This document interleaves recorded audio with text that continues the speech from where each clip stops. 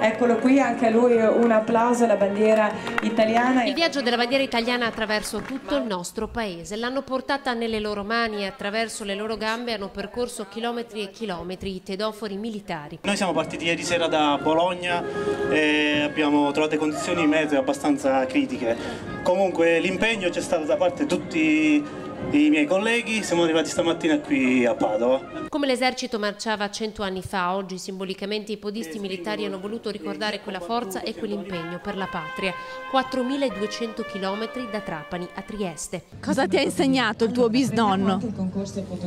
È che il coraggio va premiato e che non bisogna mai ritirarsi indietro. Anna, insieme a tanti altri, oggi ha ricevuto un premio per il valore militare del suo bisnonno. I saluti del generale Bruno Stano, comandante del Comando Interregionale Forze di Difesa di Padova. La Grande Guerra, come ho già avuto modo di dire in altre occasioni, è stata, senza ombra di dubbio, il primo momento di vera unità nazionale. La conclusione vittoriosa di uno sforzo durissimo che per la prima volta ha visto e ha reso fratelli fianco a fianco nelle trincee, giovani di ogni regione e di ogni ceto sociale. Da Padova partirà l'ultimo itinerario per raggiungere Trieste il 24 maggio, giorno dell'anniversario dell'entrata in guerra del nostro paese.